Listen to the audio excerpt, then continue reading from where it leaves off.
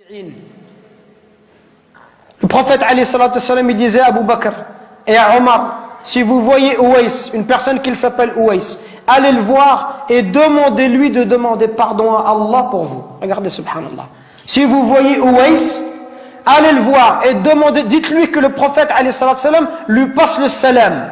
Dites-lui que le prophète lui passe le salam et demandez-lui d'invoquer Allah pour vous, qu'il demande à Allah de vous pardonner. Omar, toute sa vie, il l'a cherché. Wallahi, toute sa vie, Omar ibn Khattab, il a cherché Ouais al-Qarani. Il l'a vu à la fin de son califat, quelques années avant de mourir. Quand il l'a vu, il l'a trouvé. L'histoire, elle est longue. Il lui dit, est-ce que c'est toi, Ouais? Ouais lui dit, non, qu'est-ce que tu me veux? T'es qui? Il dit, moi, je suis Omar ibn Khattab. Il lui dit, qu'est-ce qu'il y a? Et il lui dit, le prophète, il m'a dit tout cela, tout cela. Ouais, il commence à pleurer.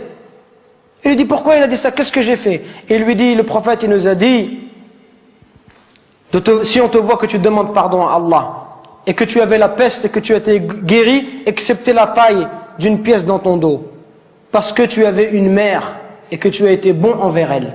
Ouais al-Qarani, à l'époque du prophète, il était croyant. Il n'est pas parti voir le prophète, il ne s'est pas déplacé. Pourquoi? Parce qu'il avait une mère, il ne voulait pas l'abandonner. Il voulait rester avec sa mère. Regardez, il voulait rester avec sa mère, il ne voulait pas la laisser toute seule. Pour ça, le prophète a été informé par Allah Azza wa Jal que cet homme-là était un homme pieux.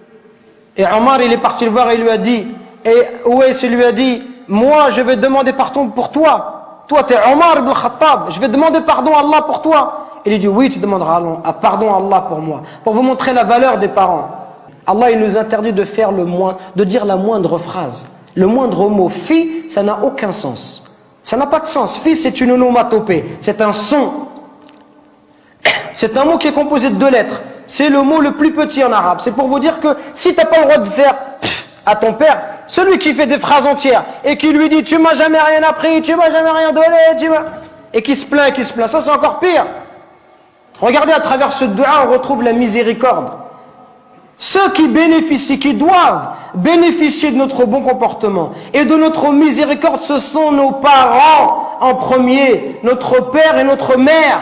C'est eux qui doivent profiter en premier. Nous aujourd'hui avec les frères, on est masha'Allah. Un frère te dit viens, emmène-moi à Anvers, tout de suite tu l'emmènes à Anvers. Emmène-moi à Bruxelles, tu l'emmènes tout de suite. Par contre ton père te dit viens me rendre un service, tu lui dis j'ai pas le temps, et habille demain, après-demain. On n'est pas disponible pour nos parents, subhanallah.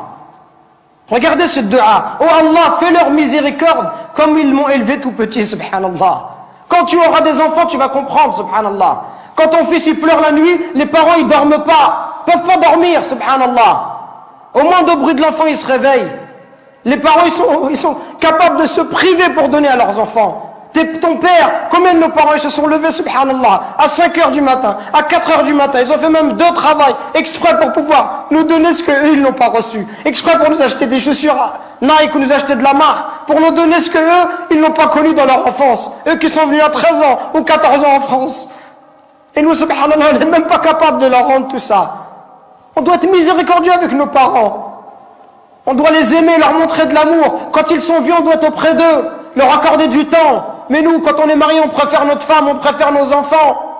Même le pont, certains, si sa femme elle va se disputer avec ses parents, il va toujours prendre le parti de sa femme, subhanallah. Il va faire des cadeaux à sa femme, mais jamais à sa mère. Il va emmener sa femme, mais il va jamais emmener sa mère. Pourquoi est-ce qu'on est comme ça? Parce que notre cœur, il est devenu dur. Al-Hassan al-Basri, rahimahullah, le jour où sa mère, elle est décédée, il pleurait. On lui dit, ya Hassan, t'es un imam et tu pleures. Comment est-ce que tu peux pleurer? Il dit, je ne pleure pas parce qu'ils sont décédés, je pleure parce qu'une des portes du paradis est fermée. Et c'est la même chose qu'on doit se dire. Et Wallah, c'est ce que je suis en train de me dire moi-même. Qu'on parle, conférence après conférence, khutba après khutba, et on dit comportez-vous bien, comportez-vous bien. Et wallah, on est insouciant avec nos parents. Jusqu'au jour où nos parents vont mourir, et là on dira subhanallah, j'aurais voulu faire le bien, j'aurais voulu rester auprès d'eux, j'aurais voulu les accompagner, j'aurais voulu les consoler, j'aurais voulu les aider comme ils m'ont aidé, leur donner comme ils m'ont donné, patienter avec eux comme ils ont patienté avec moi. Qu'on se réveille avant qu'il soit trop tard, subhanallah. Qu'on se réveille avant qu'il soit trop tard, avant qu'on ne regrette. Et avant qu'on dise j'aurais aimé faire le bien, j'aurais aimé voyager avec mon père, j'aurais aimé passer du temps avec lui, j'aurais aimé rester juste m'asseoir, boire un verre de thé, parler avec lui, qu'il soit heureux.